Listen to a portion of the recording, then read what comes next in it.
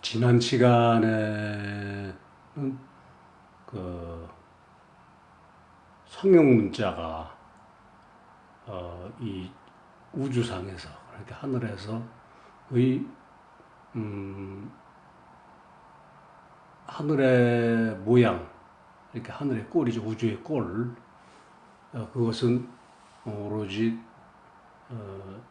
큰 입구와 작은 입구, 그러니까 큰 네모와 작은 네모로 형성되어 있다고 했죠. 이 말은 성형 문자는 사실상 큰 네모와 작은 네모, 그 정방형의 크고 작은 정방형이 기본이고 그것밖에 없어요. 하늘의 모양은.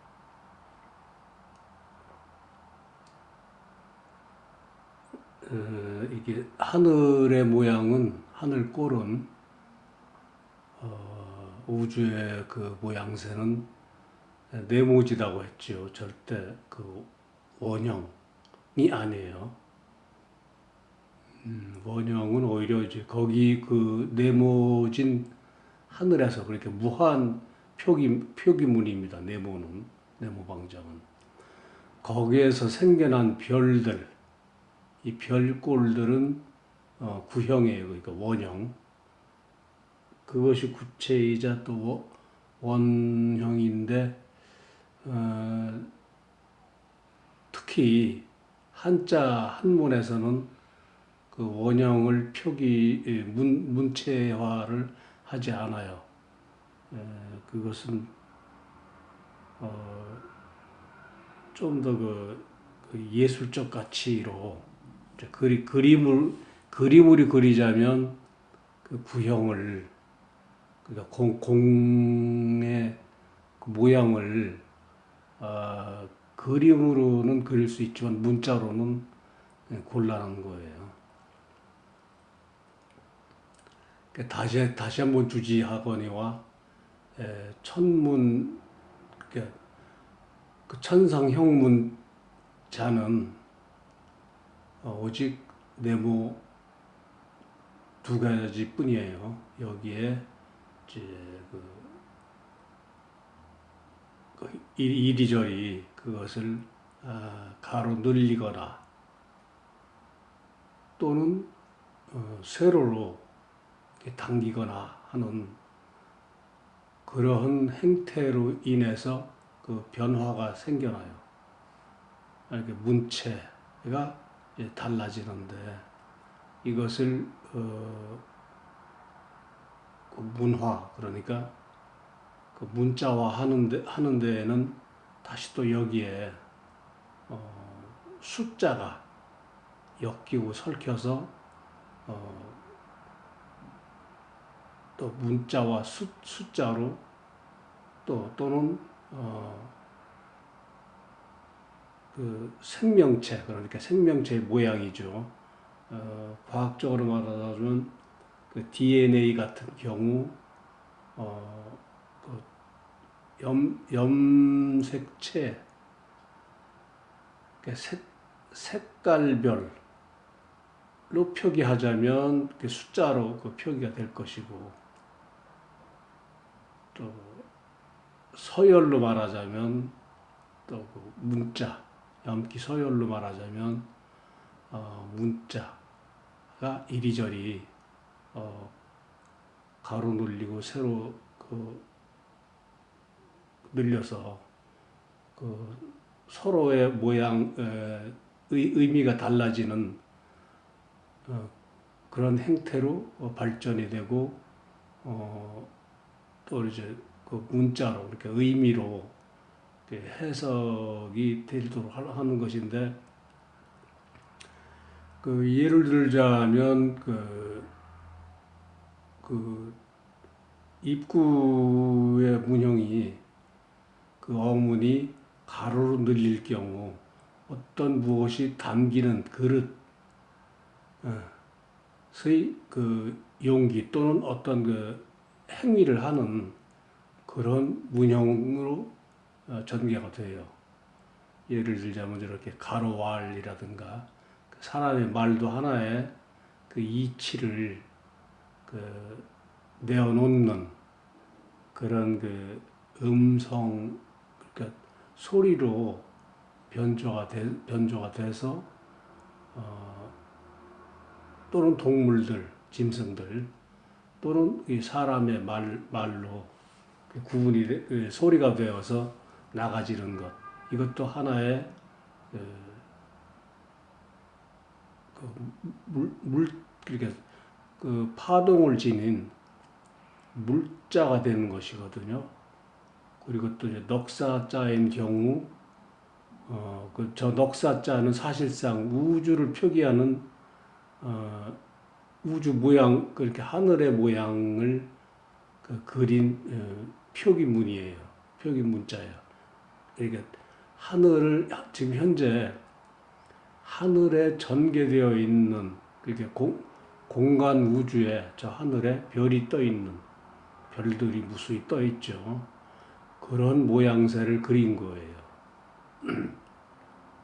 그래서 저 사자를 사주라고도 하고, 저 하늘이 주인이어서 사주라고도 하고, 또 그 거기에서 별이 떨어져 나온, 그 별이 생겨 나온 그 팔자를 이제 팔자라고도 하죠.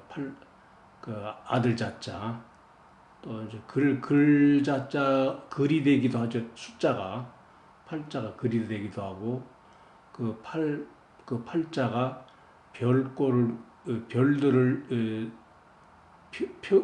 표기하는 그런 숫자, 즉 문자가 되기도 해요. 또 하나 예를 들자면 그릇명 같은 경우도 저것에 하나의 그 무엇인가를 담는 용기를 표기하는 문어인데, 여기에도 저렇게 사자와 같이 안에 팔자가 들어 있어서 그 아래는 또 이제 다르게 이렇게 받침이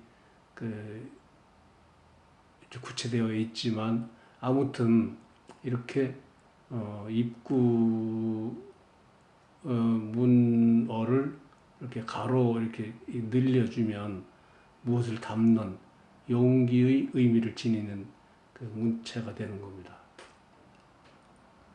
또 이 입구자를 또 세로로 이렇게 당겨서 늘리면 어떤 물체가 형성된 그런 표기문으로 발전하는데, 예를 들자면 날일, 저 태양을 지금까지는 무슨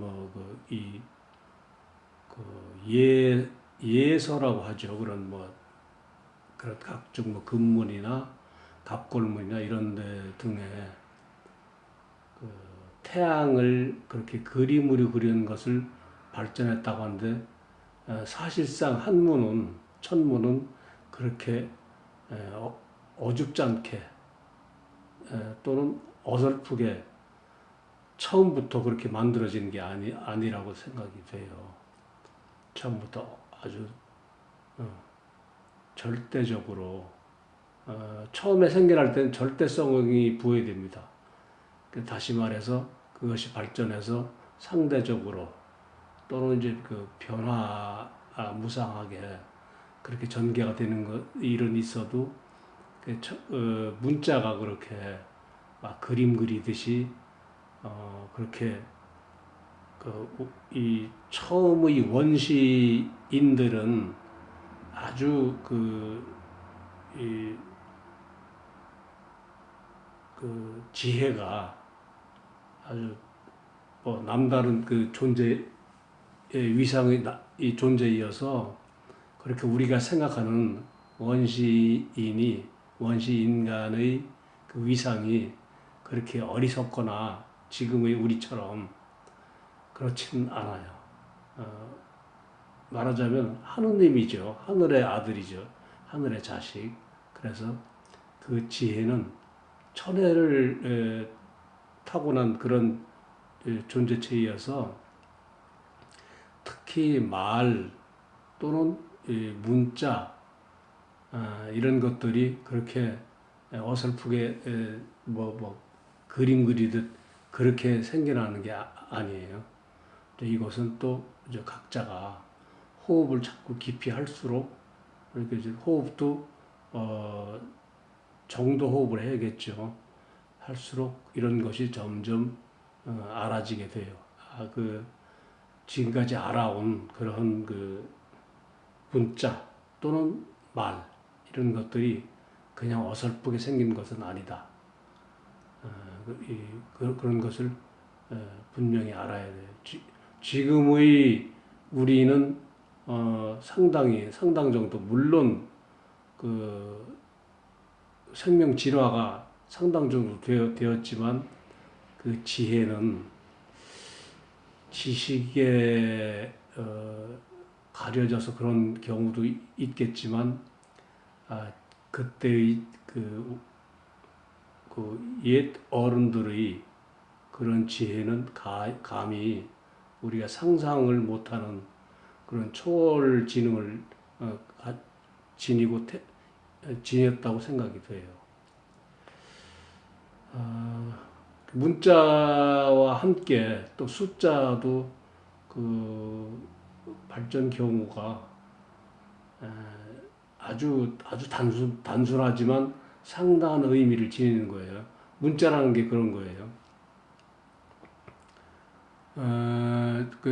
이 점을 수점이라고 하는데 그 점을 찍은 것은 문자이기도 하고 또 숫자이기도 해요. 우선은 여기 원점은 정점이라고 하기도 하고 또 원천 또는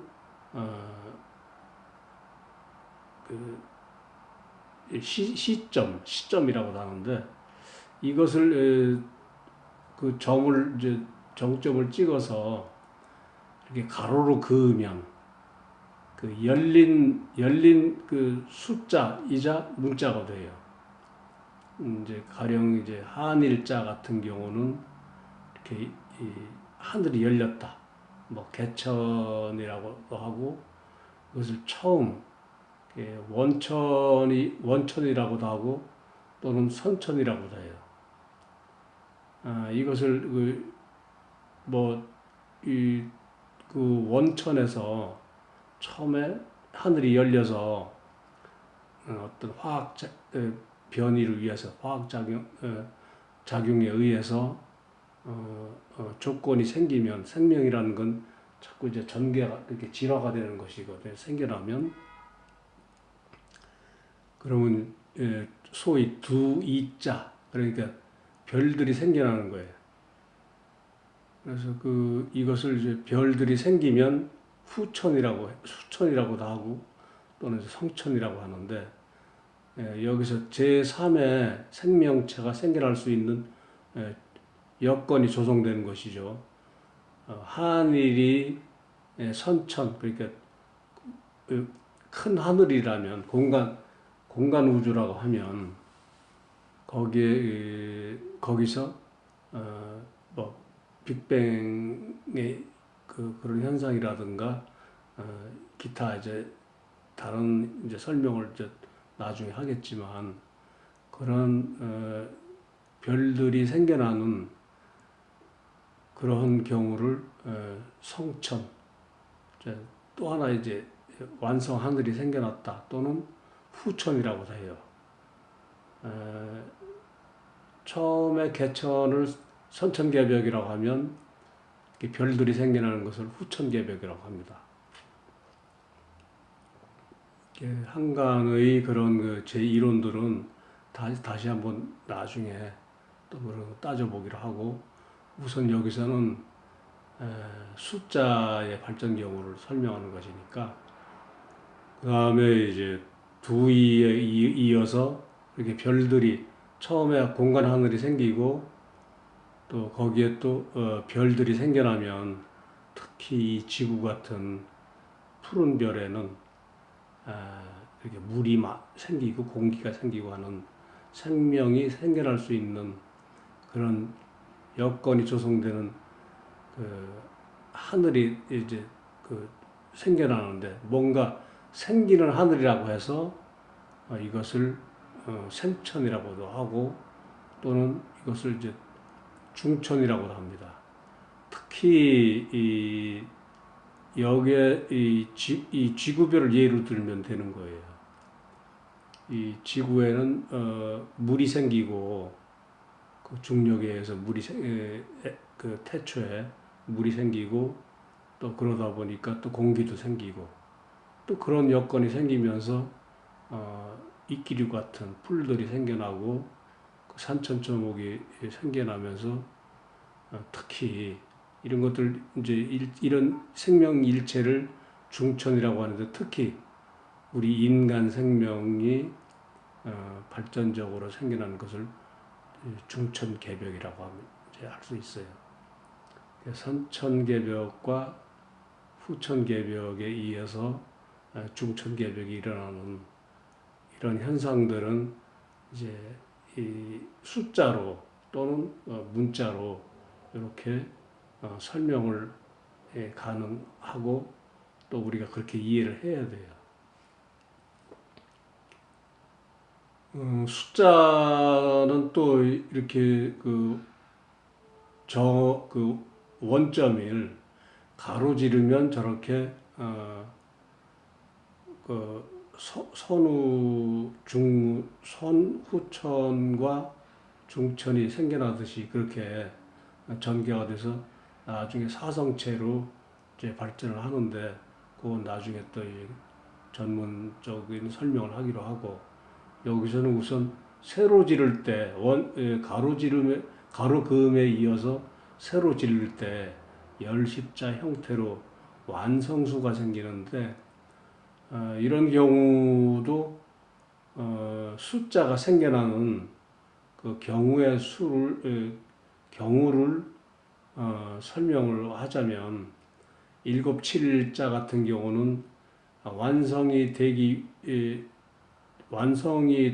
이렇게 완성 물체가 하나의 완성체가 생겨나면 여기에 뿌리가 생기는데, 그것은 이제 그 풀 같은 것이죠. 우리 지구상에서 예를 들자면 이끼류, 그 땅에 뿌리를 받고 또 물속이나 땅 위에서 뿌리가 뿌리를 받고 생겨나는 식물을 예를 들 수 있죠. 식물들이 생겨나서 이렇게 뿌리가 생기는 것을 칠큰수라고도 해요. 이 칠자를 큰 수라고 하는데, 사실은 클 수 있는 그 칠클수가 맞는 말인데, 이제 크는 수니까 칠큰수라고도 해도 되는 거예요. 그리고 또 요게 그 여덟 팔자는 이제 이전에 이제 설명을 드렸지만, 그것도 또 이제 또 다른 예로 또 설명을 이제 할 겁니다. 아홉 구자도 마찬가지로 완성수가 되기 위한 그 꼬리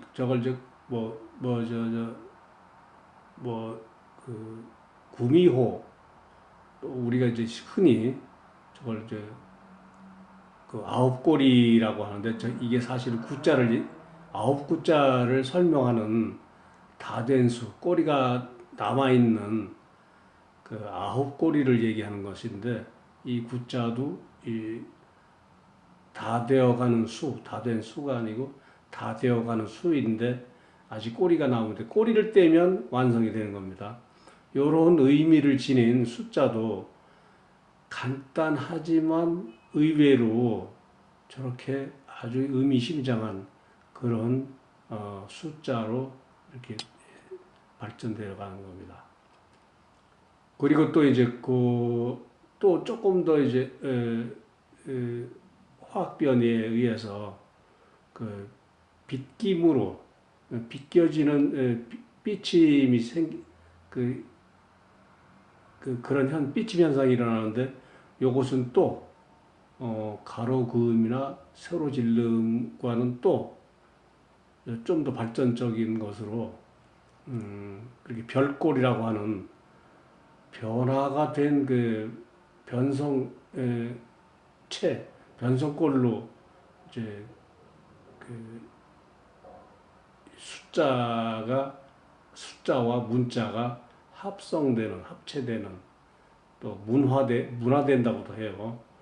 이렇게 생겨나는 것을 예를 들자면 육자가 그렇습니다. 육자는 원점 아래 가로 그은 문체는 열린 하늘을 뜻하는데 그 아래에 팔자가 생겨난 것은 소위 별꼴을 얘기해요.